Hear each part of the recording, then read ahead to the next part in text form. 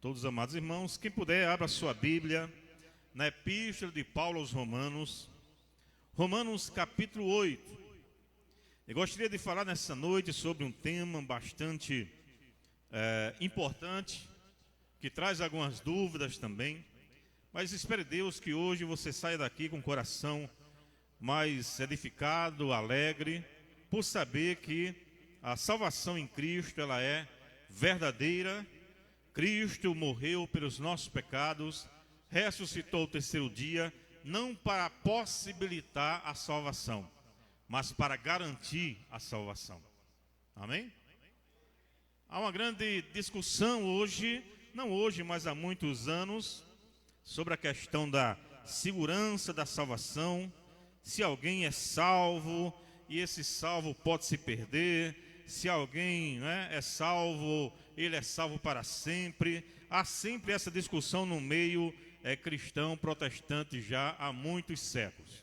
E hoje eu quero falar com vocês aqui no capítulo 8 de Romanos sobre esse tema bastante interessante. O tema que nós estamos pretendendo falar é sobre a certeza da nossa salvação. Você tem certeza da sua salvação? Essa é a pergunta. Tem certeza da sua salvação? Quem é salvo de fato está garantido até a volta de Jesus? E a segurança não foi tão segura assim não. Amados, são perguntas que talvez você tenha feito já no seu coração, mas são perguntas que foram, ou dúvidas que foram feitas praticamente há 2000 anos atrás, quando Paulo escreve esta carta aos Romanos. A igreja de Roma era composta de judeus e de gentios, era uma igreja muito mista nesse sentido, e logicamente Paulo, quando escreve essa carta aos Romanos, ele escreve para responder algumas perguntas. E uma das perguntas, ou várias perguntas sobre salvação, ele responde aqui no capítulo 8. Portanto, eu quero que você acompanhe, se você puder, a leitura, mas eu quero ler com vocês do verso 31 ao 39, mas nós vamos estar, no decorrer do estudo, ou da ministração, da pregação, falando sobre todo o capítulo 8, portanto, eu já quero que você deixe esse capítulo aberto a partir de agora. Romanos capítulo 8, versos 31 ao 39. Todos acharam?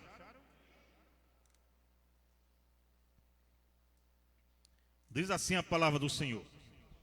Preste bastante atenção, porque talvez a dúvida que você tenha no seu coração, na sua alma, ela saia hoje em nome de Jesus.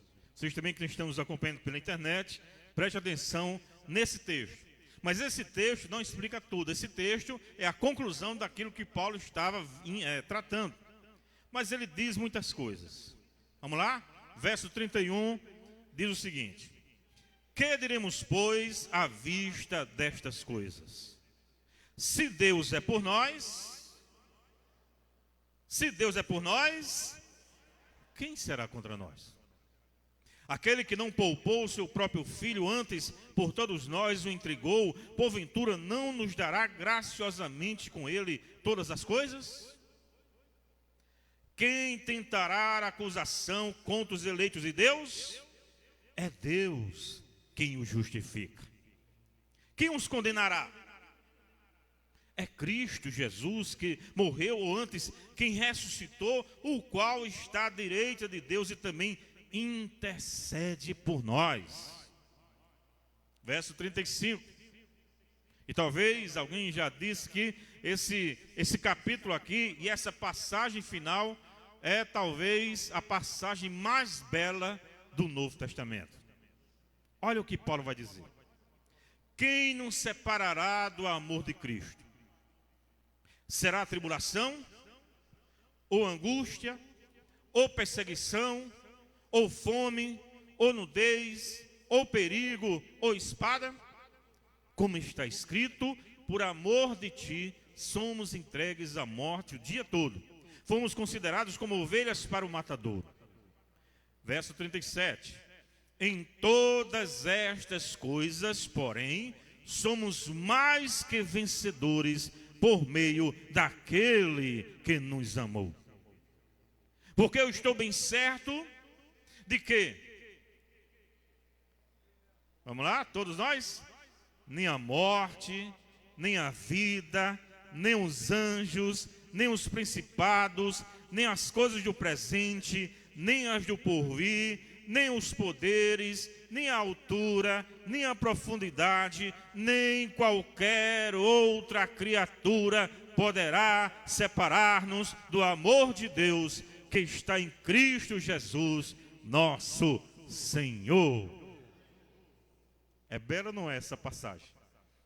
Agora, mais belo ainda é quando a gente entende essa passagem no seu contexto.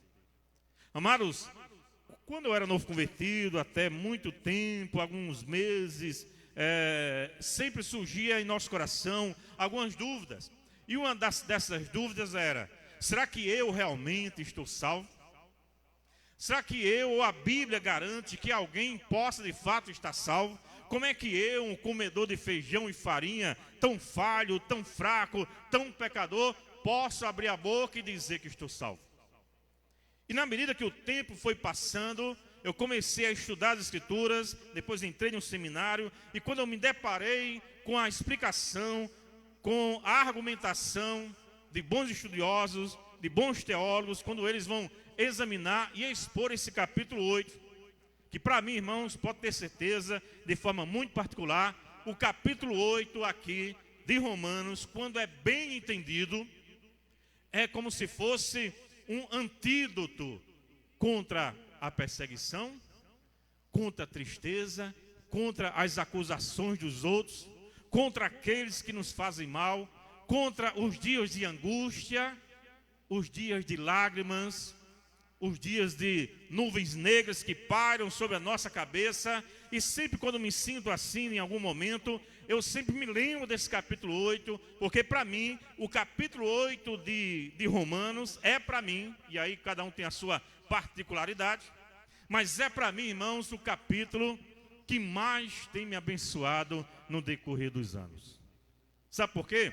Porque no capítulo 8, e o próprio livro de Romanos, todo ele, vai falar sobre isso. Ele vai falar sobre o pecado, vai falar sobre a incapacidade humana de responder à salvação, vai falar que a salvação ela vem do próprio Deus, mas o mais lindo de tudo isso é que esse capítulo 8 vai dizer simplesmente o seguinte: não foi você que foi salvo pelos seus méritos, pela sua força, pela sua vontade, pela sua sabedoria. Esta salvação quem te deu foi o grande, o eterno, o maravilhoso Senhor Jesus Cristo. Portanto, Ele te deu essa salvação, não porque você merecia, mas porque você precisava. E pode ter certeza, pode ter o coração tranquilo de saber que se foi Ele quem te deu, não é Ele que tira. Quando eu leio o capítulo 8 de Romanos, eu entendo o seguinte, é isso que Paulo vai trazer aqui no nosso coração. O capítulo 8, irmãos, me dá a certeza, a garantia de que eu estou seguro nos braços do Pai. E quando Ele voltar para buscar a sua igreja, eu vou subir com Ele. Louvado seja o nome do Senhor. Você crê nisso ou não? Portanto, toda discussão que há na cristandade, no cristianismo, entre igrejas, por exemplo, que são arminianas, que dizem que o cristão, ora, pode ter a salvação, depois amanhã, se ele pecar, escorregou, Deus apaga o nome dele do livro da vida, aí ele pede perdão e Deus escreve de novo o livro dele, o nome dele no livro da vida, aí de repente ele peca de novo, aí Deus tem que apagar. Ou você crê nesse tipo de argumentação, nesse tipo de doutrina, de dizer que nós é que garantimos a nossa salvação por aquilo que a gente faz, nós é que pelo nosso esforço a gente é salvo, mas amanhã por algum erro posso não ser. Ou você crê nesse tipo de argumento, ou você crê em Romanos capítulo 8. Entende o que eu estou dizendo? Diga amém, você está entendendo?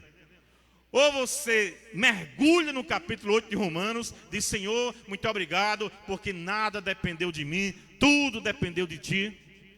Ou você vai viver a vida angustiada por pensar que você tem salvação, depois não tem, depois Deus escreve o seu nome, depois ele tem lá uma borracha que ele apaga o nosso nome quando a gente erra, depois tem que escrever de novo. Você crê que Deus tem uma borracha no céu? Você crê, irmão, que Deus tem uma borracha no céu? Ou o seu nome está escrito ou não está. É isso. Mas para que a gente possa ser mais entendido, vamos entender algumas coisas. Preste bem atenção. Paulo diz aqui, no versículo 31, que diremos, pois, à vista destas coisas? Paulo aqui traz uma pergunta interessante. O que é que a gente vai dizer à vista dessas coisas? E para entender o que Paulo está dizendo aqui no verso 31, eu preciso entender o que são essas coisas. Porque Paulo diz assim, que diremos, pois, à vista de quê? Destas coisas. Mas que coisas são essas? Aí eu preciso entender, voltar ao começo do capítulo 8. Então abra a sua Bíblia aí no comecinho do capítulo 8, que você vai entender que riqueza é este capítulo. Todo livro é, mas eu quero aqui especificar este capítulo. Que riqueza de Deus para o nosso coração este capítulo 8. Porque era também a dúvida de alguns irmãos que estavam ali na igreja. Escreveram para Paulo, Paulo, e agora? A gente é salvo ou não é? Quem garante que a gente é salvo ou não é salvo? Paulo, como é que eu posso saber se eu de fato vou para o céu, vou para a glória quando Jesus voltar? Paulo, como é que eu posso entender se eu estou realmente em Cristo ou se realmente eu simplesmente estou um frequentador de igreja? Como é que eu posso entender essa diferença ou esse problema? Aí Paulo já começa dizendo assim, irmãos, preste bem atenção. No capítulo 8, aliás, nos capítulos anteriores, para falar sobre lei, tal, todo mundo está debaixo do pecado, todo mundo está afastado de Deus, todo mundo é miserável pecador, nenhum bem que a gente possa fazer possa me garantir a salvação. Aí no capítulo 7, Paulo vai dizer, olha, eu tenho em mim essa lei miserável, que o que eu quero, o bem que eu quero fazer, muitas vezes eu não faço, mas o mal que eu não quero fazer, eu termino fazendo. Então eu fico nessa expectativa. Por que acontece isso? Porque dentro de mim há um desventurado, um miserável homem, que Paulo vai dizer isso no capítulo 7, miserável homem que eu sou. Quem vai me livrar do corpo desta morte? Quem vai me livrar desse ser tão pecador que eu sou? Então, amados, entendam isso. Para que você tenha certeza da salvação, Paulo vai dizer em Romanos que é preciso que você tenha certeza de que você é um miserável pecador. Que está entendendo? Olha, o Paulo está dizendo isso. Ou você só vai entender que você foi salvo quando você tiver a plena convicção de que você foi perdido. Porque enquanto eu começar a tentar vencer a vida eterna através daquilo que eu faço, das minhas obras, do que eu sou, eu não vou entender aquilo que Cristo fez por mim. Preste atenção aqui, irmãos. Preste atenção na palavra. Para que você não desvie a sua intenção, para que você não entenda o que está acontecendo, para que você não entenda aquilo que Deus quer fazer e trabalhar na sua vida. Capítulo 8, preste atenção no texto sagrado, senão, muitas vezes, se a nossa mente devagar, a gente começa a não entender aquilo que Deus quer nos ensinar. Está claro? Diga amém bem forte. Capítulo 8. Olha como Paulo começa o capítulo. Preste bem atenção. Ele começa dizendo assim no finalzinho do capítulo 7. Miserável homem que eu sou, quem vai me livrar do corpo dessa morte? Porque quando eu olho para dentro de mim, o que é que eu vejo? Eu vejo um homem perfeito? Quando você olha para dentro de você, o que é que você vê? Um homem perfeito? Um miserável pecador, errado, que erra, que falha muitas vezes. Paulo também via isso nele mesmo. Aí ele diz aqui, irmãos, quem vai me livrar do corpo dessa morte? Graças a Deus por Jesus Cristo, nosso Senhor, de maneira que eu, por mim mesmo, com a mente, eu sou escravo da lei de Deus, mas segundo a carne, sou escravo da lei do pecado. Mas agora, preste bem atenção, agora, quando eu entreguei minha vida a Cristo, quando eu entendi que eu sou miserável pecador, quando eu entendi que a salvação está numa pessoa e não na religião, nem na igreja, nem o pastor, nem os oficiais, nem na minha mãe que é crente, ou no meu pai que é crente, ou no meu irmão que é crente. Quando eu entendo que a salvação não está nessas coisas, quando eu entendo que a salvação só está numa pessoa, e essa pessoa é Jesus de Nazaré, quando eu entendo isso no meu coração, na minha alma, no centro da minha vida, agora já não há nenhuma condenação para os que estão em Cristo Jesus. Aleluia. Pode dizer, a primeira certeza é essa.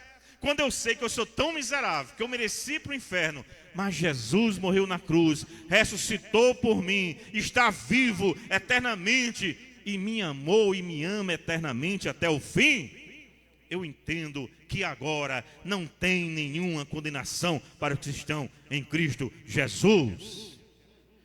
E aí no verso 9, Paulo vai dizer o seguinte: vós, porém, não estáis na carne, mas no Espírito, se de fato, e ele usa muito essa preposição, se de fato o Espírito de Deus habita em vós. Portanto, pastor, como é que eu sei que eu de fato sou salvo em Jesus? Primeira evidência, Paulo está dizendo aqui na carta aos Romanos: o Espírito de Deus habita em você? O Espírito de Deus habita no seu coração? O Espírito de Deus habita na sua alma? Se você tem o Espírito de Deus, meu querido, você é dele, e o inferno não pode mudar isso. Você é dele eternamente. Verso 19, veja outra preposição: se porém, se, e aí cada um tem que examinar a si mesmo. Se porém Cristo está em vocês, o corpo na verdade está morto por causa do pecado, mas o Espírito é vida por causa da justiça.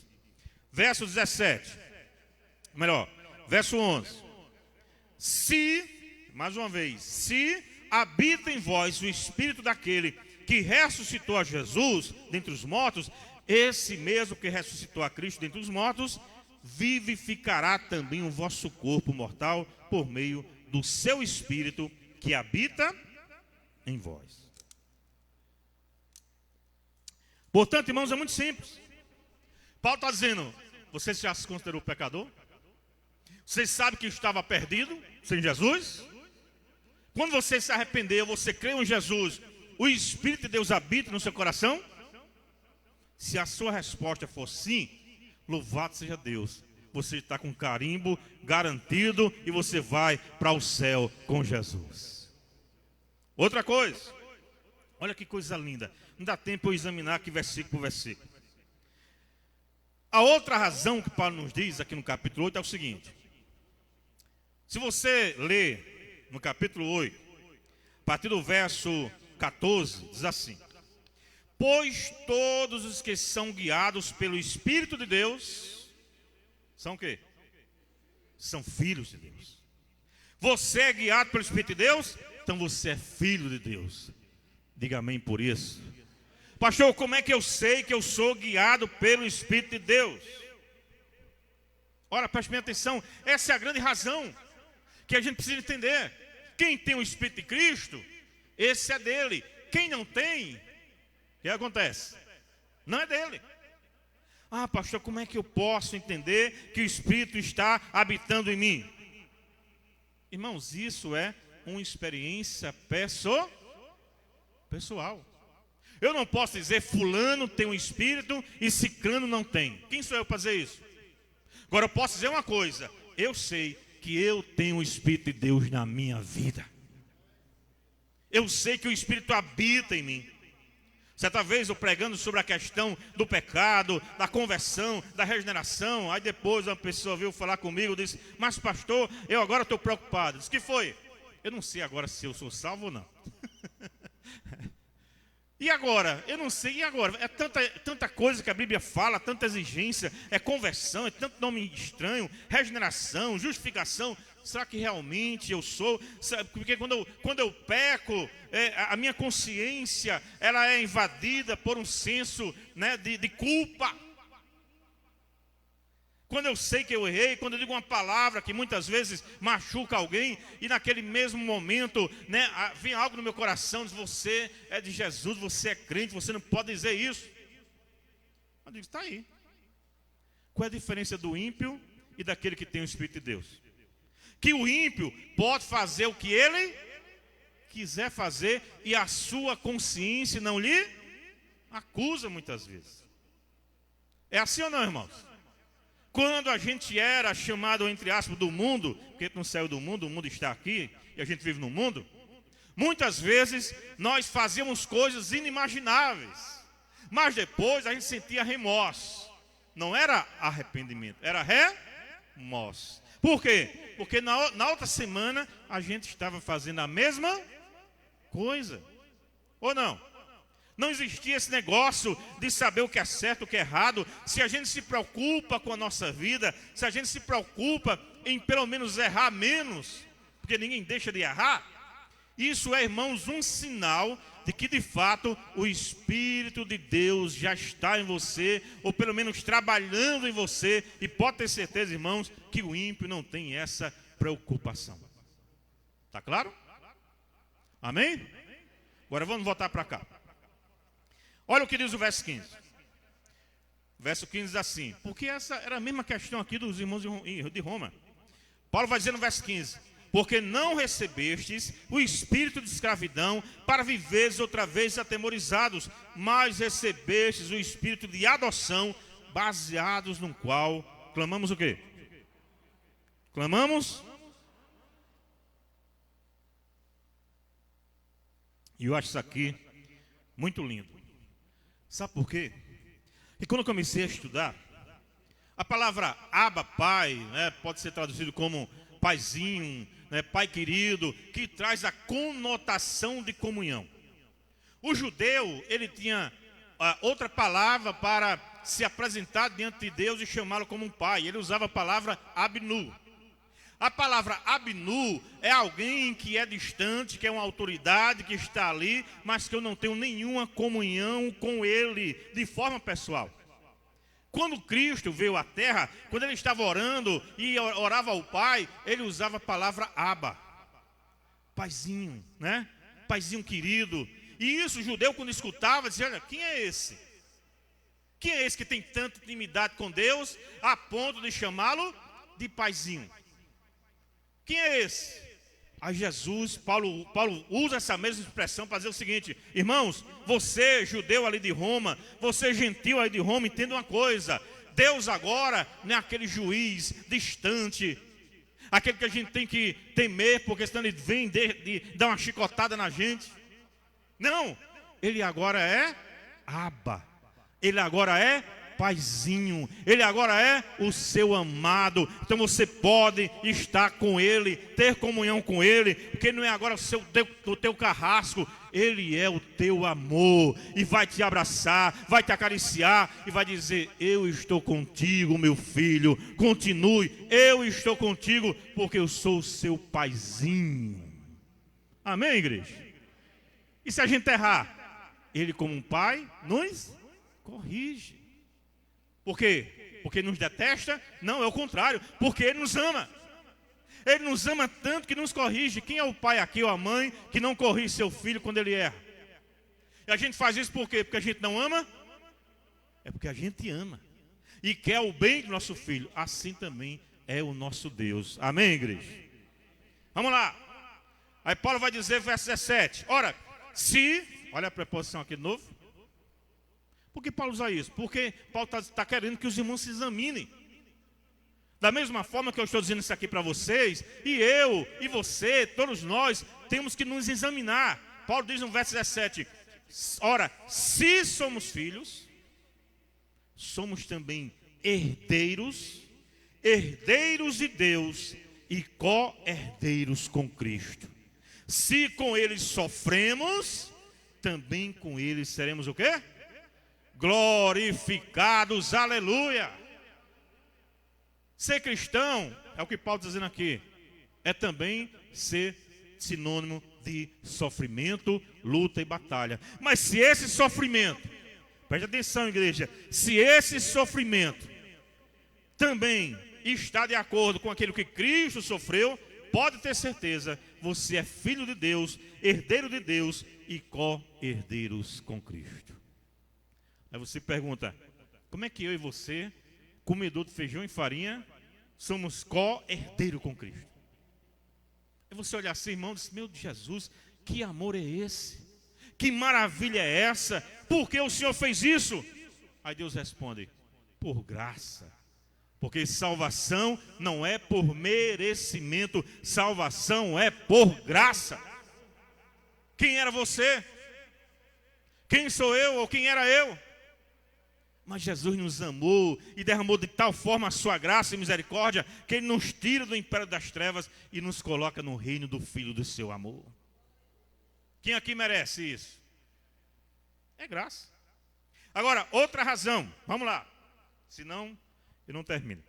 Outra razão, Paulo vai dizer o seguinte, irmãos: você está sofrendo por amor a Jesus? Você está sofrendo por amor ao Evangelho? Você está sofrendo por amor à verdade? Olha que frase, irmãos, olha que versículo. Verso 18, acompanhe comigo. O que é que diz? Leia.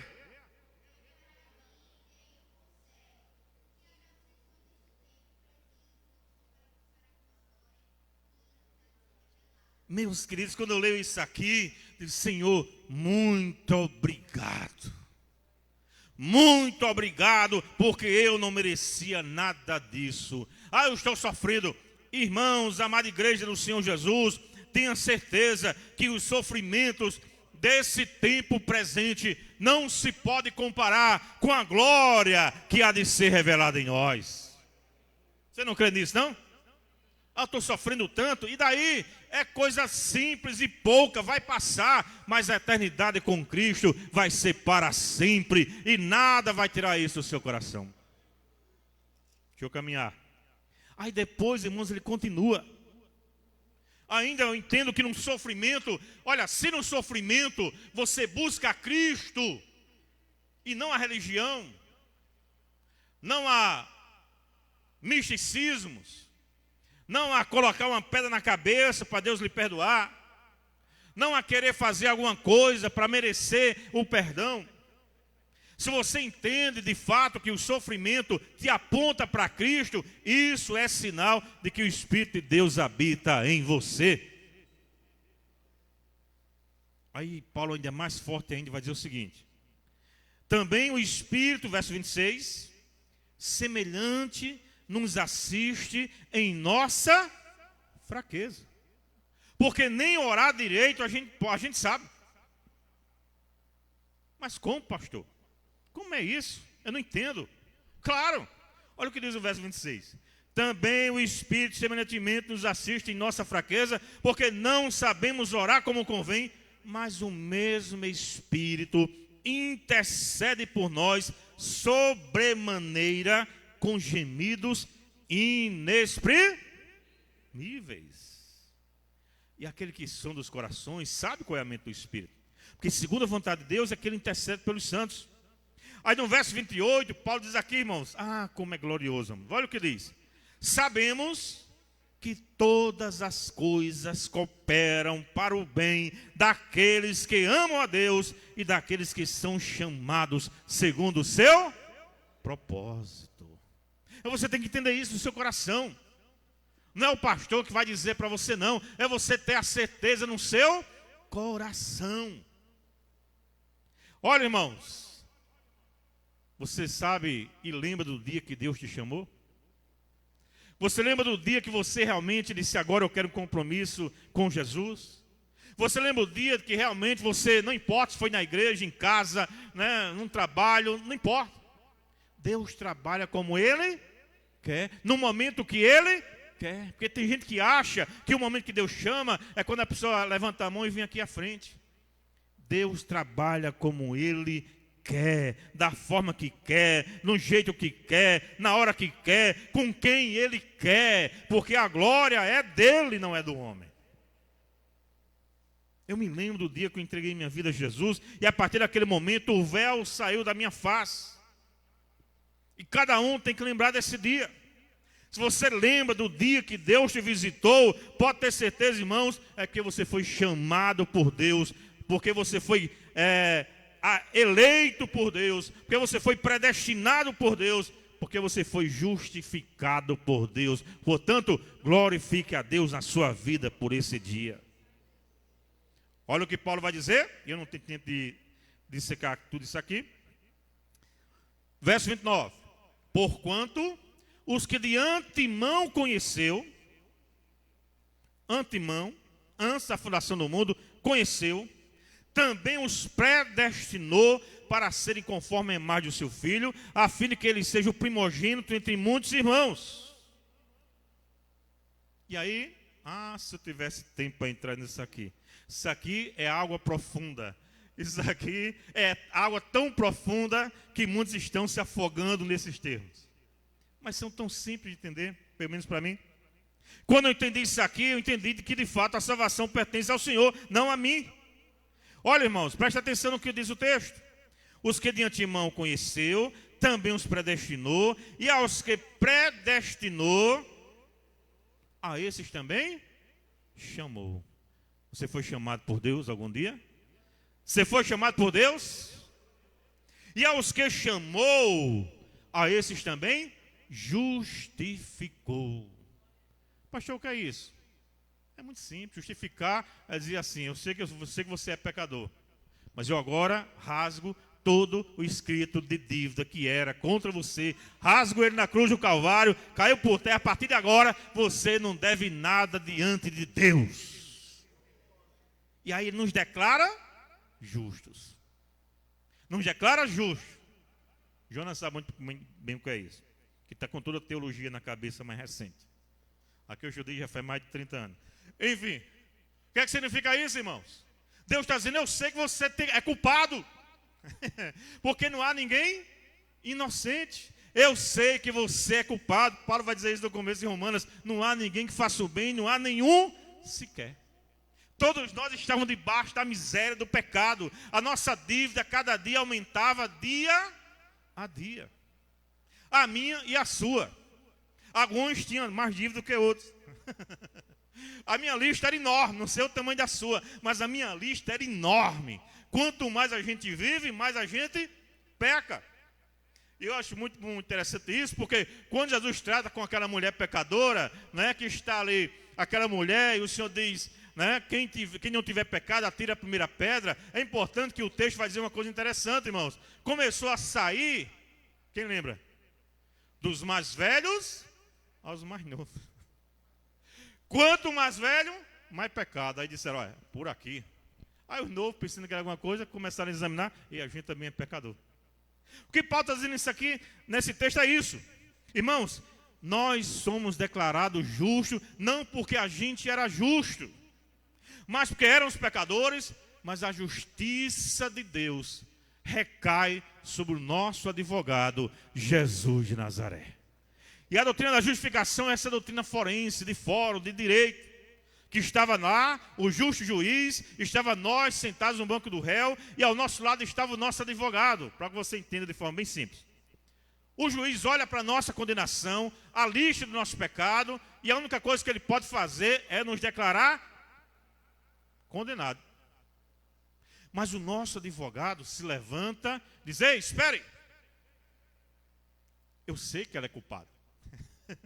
Eu sei que ela é miserável, mas eu vou pagar a dívida no lugar dele, porque ele não tem condições nenhuma de pagar.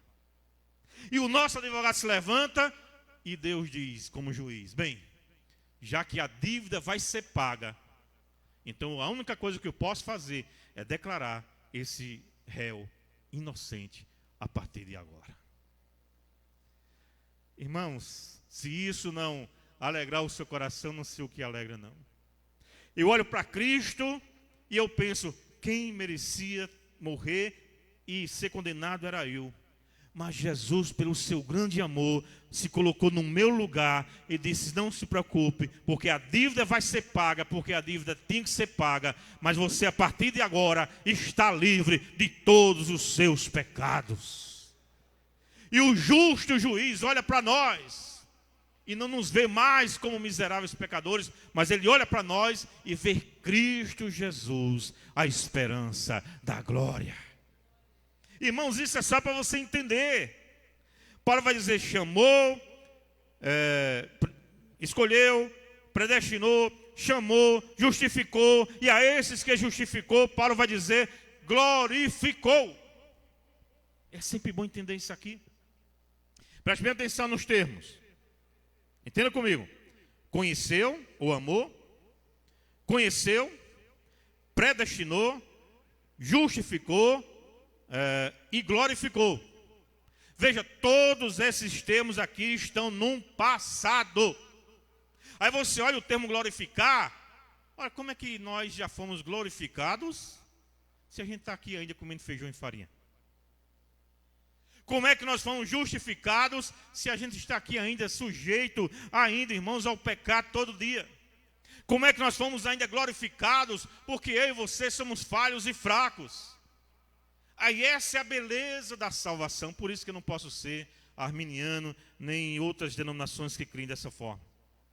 Paulo vai dizer o seguinte, irmãos, amados, a nossa certeza de que Jesus nos garante a vida eterna, é porque Ele já disse que nós, nele, já estamos assentados nos lugares celestiais em Cristo Jesus.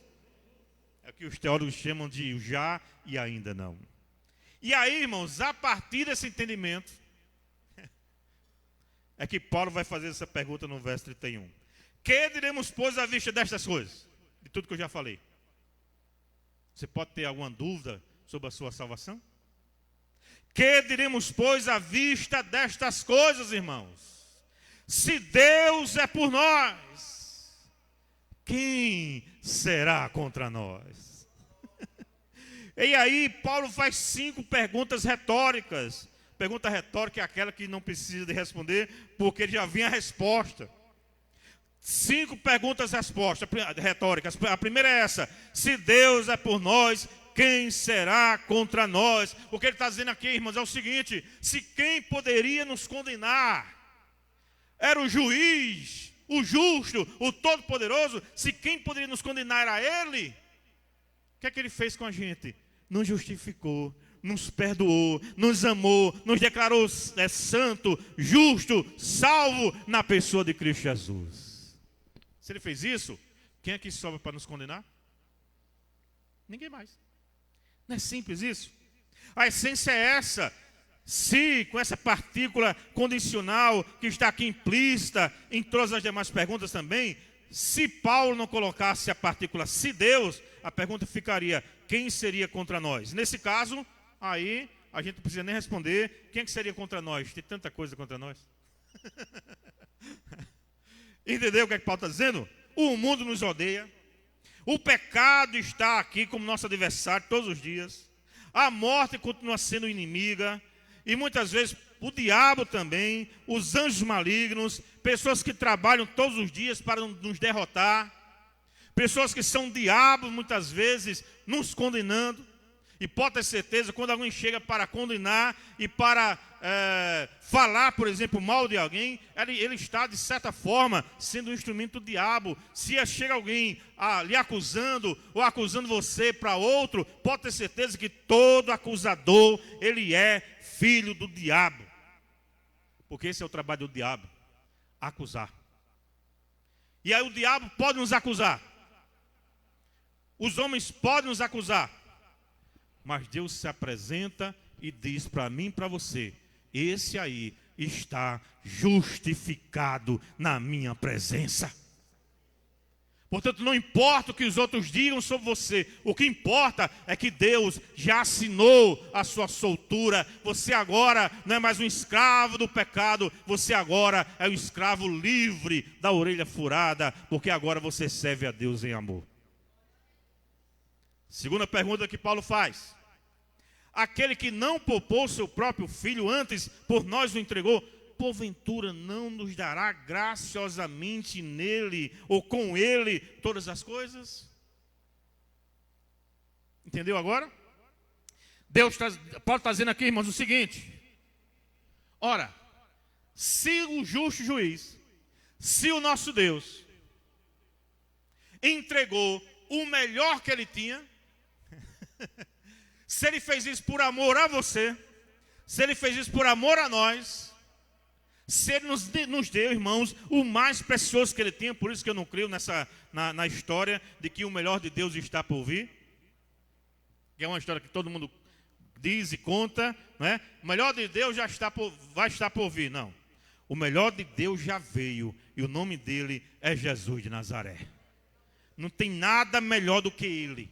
O melhor de Deus já veio para a sua vida, Jesus de Nazaré. Ele é o melhor de Deus. Então, se você crê nisso, Paulo está dizendo, irmão, se ele nos deu o melhor, se ele nos deu Jesus, se ele nos deu o Filho bendito dele, porventura não vai dar a nós as outras coisas? Entendeu, amados? Se o mais precioso você já tem, que é Jesus, a salvação é só uma consequência de ter Jesus na vida. Louvado seja o nome do Senhor por isso. Terceira pergunta. Paulo vai dizer, quem intentará acusação contra os eleitos de Deus? Quem, irmãos, vai tentar acusação contra nós? Aqui é o mesmo argumento que Paulo traz. Nenhuma acusação pode ser formulada contra nós, uma vez que Deus, o Supremo Juiz, já nos declarou inocentes diante do tribunal. Quem tentará acusação contra nós? Quem? Ninguém mais. Quarta pergunta. Paulo vai dizer, quem nos condenará? Quem é que pode nos condenar?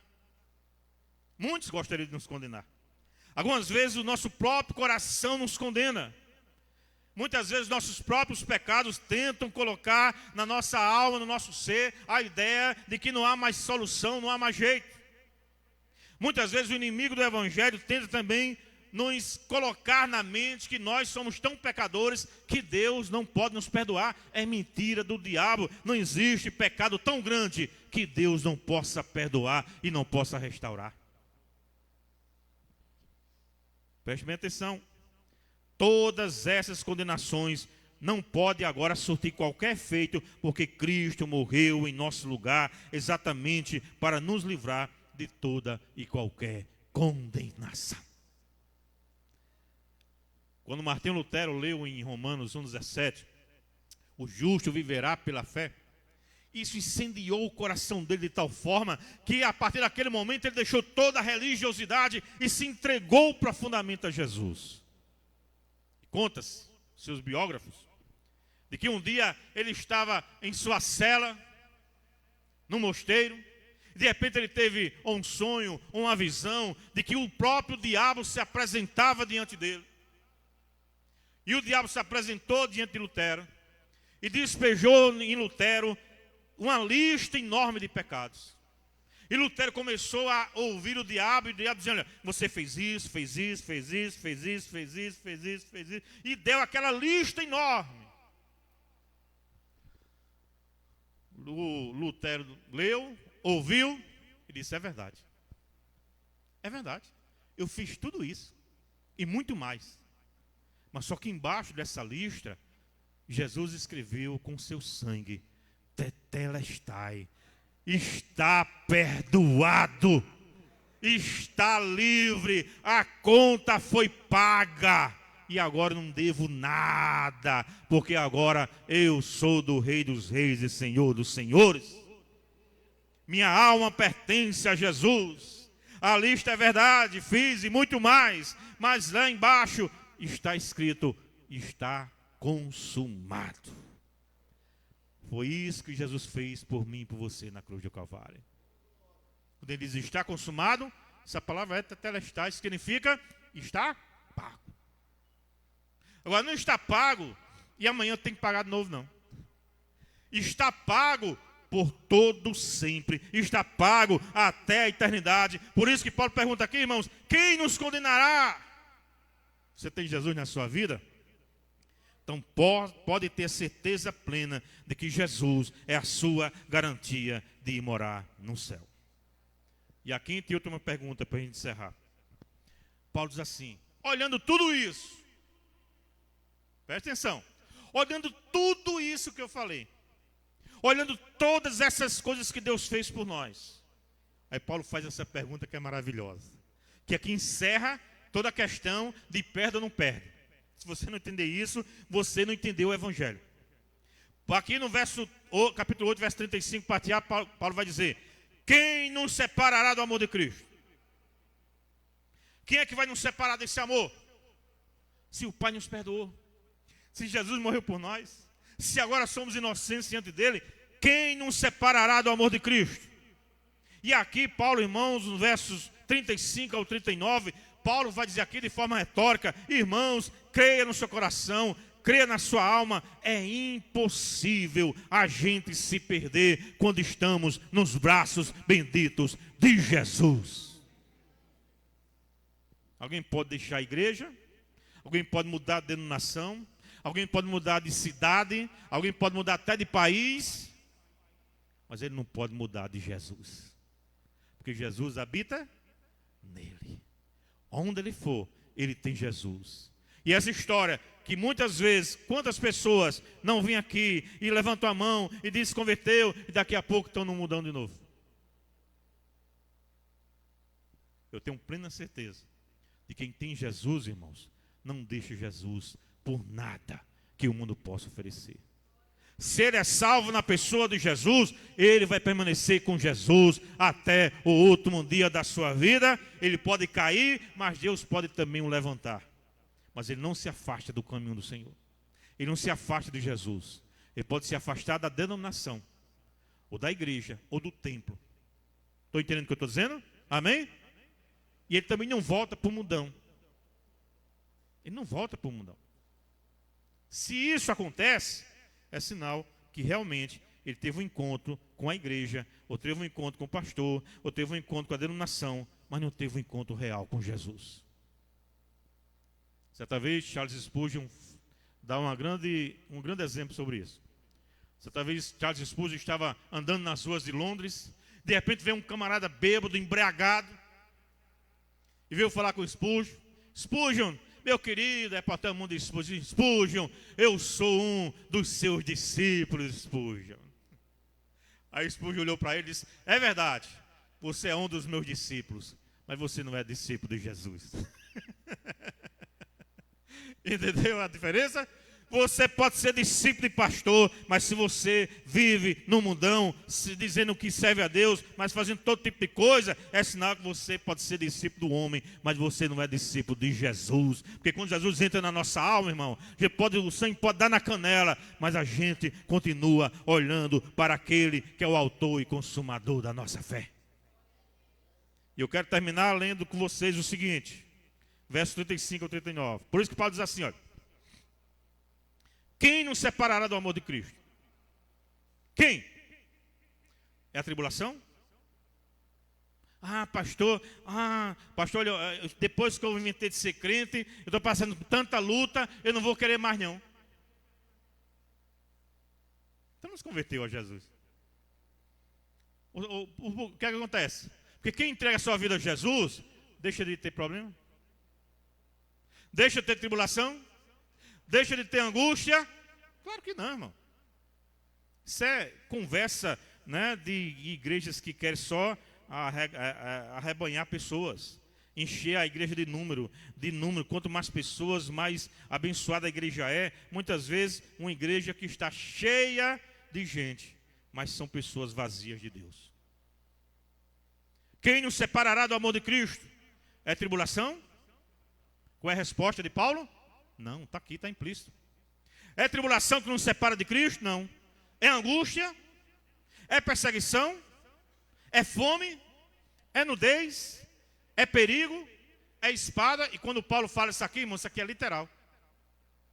Naquela época, muitos estavam sendo mortos, mas o que Paulo diz assim, olha, irmãos, se você é de Jesus, você pode vir o seu inimigo com a espada para arrancar sua cabeça, mas você continua crendo nesse evangelho maravilhoso que salvou a sua alma.